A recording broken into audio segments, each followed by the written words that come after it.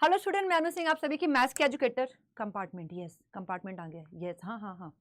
Compartment की बात करते हैं, बच्चों के थोड़े डाउट्स हैं दूर कर देते हैं कि देखो अभी तक नोटिफिकेशन आया नहीं है, लेकिन मोटा मोटी मालूम है हमें कि हम जुलाई के मिड से जुलाई के एंड में पेपर हमारा हो जाना है।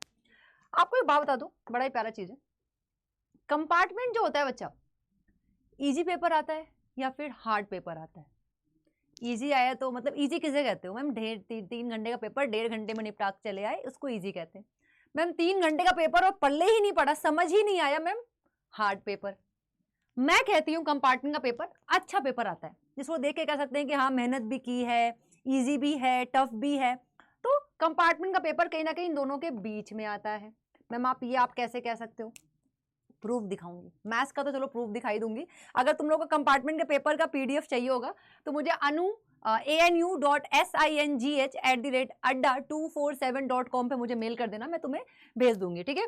पेपर भेज दूंगी, पेपर दिखाऊंगी पूरा पूरा। यहाँ पे ना कहते हैं ना क्लियर चेक दूंगी तुम लोग को, चेकमेट जो भी होता है ना वो देने वाली हो, देख लेना। तो इसके पहले पेपर इजी होता है, टफ होता है, कैसा होता है? बीच इजी या फिर हार्ड के बीच में मॉडरेट वाला होता है।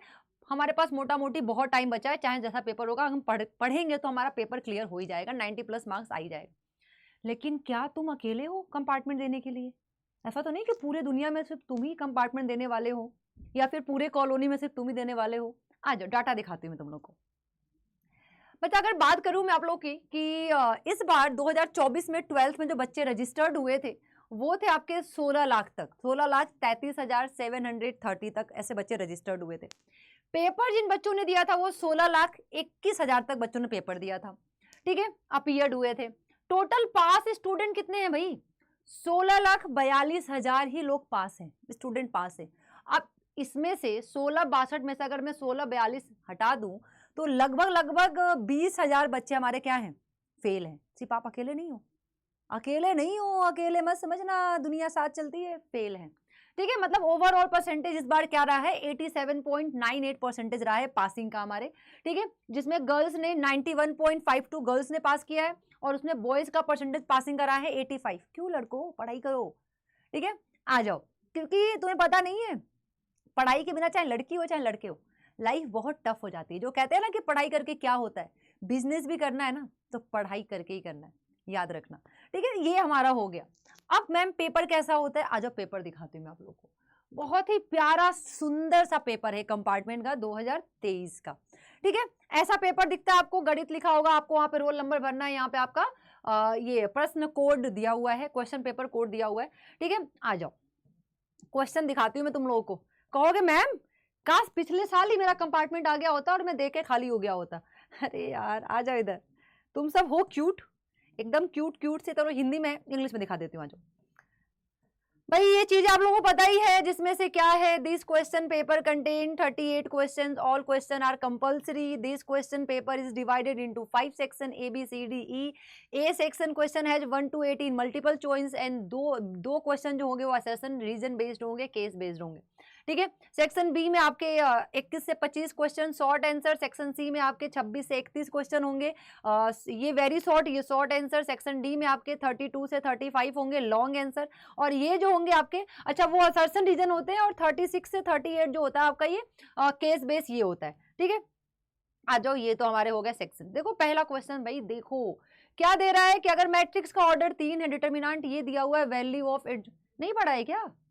Determinant of A is to the power order -1, यही तो होता है मैम। ये मैम आप भी क्या बात करते हो मैम, 6 का स्क्वायर हो गया 36।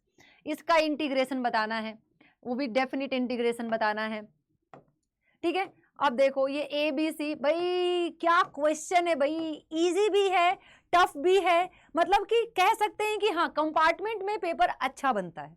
तो ऐसा नहीं है कि बिना पढ़े चले गए तो पेपर क्लियर हो जाएगा। अगर बिना पढ़े गए होते पेपर क्लियर हुआ होता तभी आप कंपार्टमेंट नहीं दे रहे होते, तो इसको हल्के में मत लीजिएगा, इजी मत समझिएगा इसको। एक पेपर में आपको अपना मार्क्स बहुत अच्छा करना है ताकि आपका ओवरऑल परसेंटेज बन जाए, तो आप कंपार्टमेंट को पेपर को इजी मत समझिएगा और बिना पढ़े मत चले जाइएगा। आपके पास अभी भी, मैं बार बार रिपीट करती हूँ, 45 से 60 दिन बचे हुए हैं, तो आपके पास एनफ टाइम है एक सब्जेक्ट को प्रिपेयर करने का। तो कंपार्टमेंट का जो पेपर होगा बच्चा, वो कहीं ना कहीं आपका मॉडरेट हो सकता है, होगा ही होगा, मतलब पेपर देख के मजा आ जाएगा।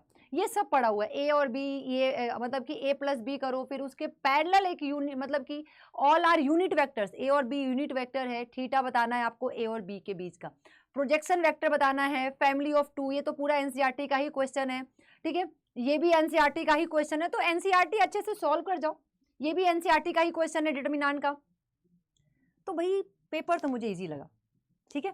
अगर मैं बात करूं आपके एमसीक्यू क्वेश्चन में सबसे ज्यादा अभी मुझे देखने को मिला है क्या, डिटर्मिनेंट मैट्रिक्स देखने को मिला है, आपका वेक्टर देखने को मिला है, प्लेन देखने को मिला है, ठीक है, हाँ डिटर्मिनेंट मैट्रिक्स वेक्टर और प्लेन देखने को मिला है, तो पेपर कहीं ना कहीं आपका इजी है, ठीक है।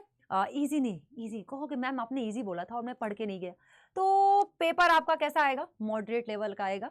तो आप प्लीज पढ़ाई शुरू कर दीजिए। अगर आपको ये पेपर का पीडीएफ चाहिए तो आप मुझे मेल कर देना anu.singh@adda247.com पे, मैं आपको वहाँ पे भेज दूंगी। देखो बच्चा, चल चुके हो इस रास्ते पे, दोबारा चलने की बारी है, तो आपको अच्छे से पता है कहाँ कहाँ खड्डे होंगे, कहाँ कहाँ आप गिर सकते हो और कहाँ कहाँ आपको संभलना है। अब आपके हाथ में आपका रिजल्ट है, 45 से 60 दिन में आप अपना रिजल्ट बदल सकते हो, या फिर फेल होके नेक्स्ट टाइम फिर से बोर्ड वालों के साथ बोर्ड दोगे। तो अब आपके ऊपर है। ऑल द बेस्ट सभी को मेरी तरफ से।